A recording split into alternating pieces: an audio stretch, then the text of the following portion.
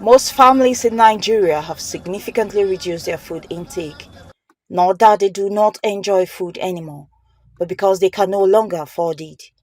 The National Bureau of Statistics put food inflation at 33.93% as of December 2023, a confirmation of the rising cost in food prices, while headline annual inflation was put at 28.92 within the same period.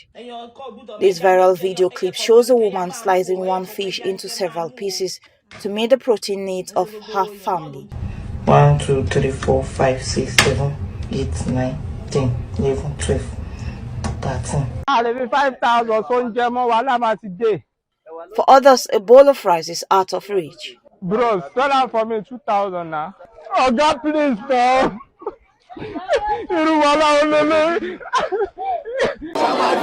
In the past 2 weeks, protests have broken out in some states like Niger and Kano.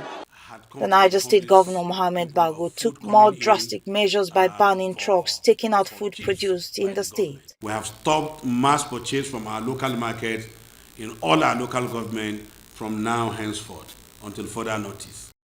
In Abuja, where cost of living is typically high, household incomes have been severely impacted.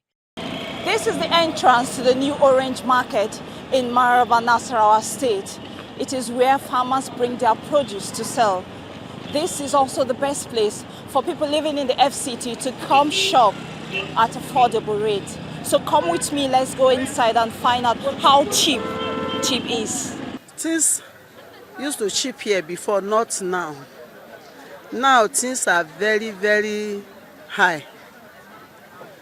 Like yesterday we went to Masaka Market. Beans, I said beans here 1.3 on Thursday. I bought it yesterday in Bush Market 1.5. This ogbono that I sell, before we used to buy the bag 75,000. See them. All I have with me now is 150,000. They brought it for me yesterday. They said that it's 300,000 per bag. Egusi, how much would they buy them before? We will buy mudo of egusi 1.7. Now if we go market, then say na 2 for last. We saw by force. Now we go sell at 2.5. We are really suffering. This yam you are seeing, before it goes for 8,000 naira. Now you see, even we the buyers, we cannot even buy 10,000. You see?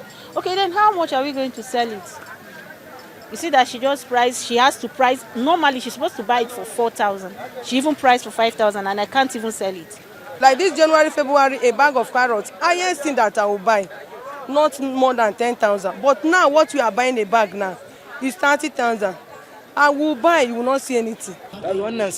Semovita used to be 9,500 naira.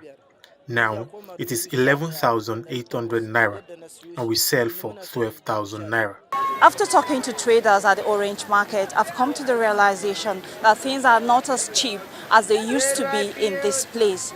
And if things are as expensive as they are now, in this place where it's supposed to be cheap, one can only imagine how much one will buy in town where things are more expensive. To address the acute cost of food prices, the federal government, through the Presidential Committee on Emergency Food Intervention, directed the immediate release of over 100,000 metric tons of grains, including rice, maize, and millet, and appealed to those hoarding food to make it available in the market. It did not also rule out the importation of other commodities if what is available is insufficient. Every nation faces emergency situations like this. It's not the first time that it has happened in the world. Many countries of the world have faced this. It's our own time to face this challenge. Government is going to respond adequately, and it is already responding adequately.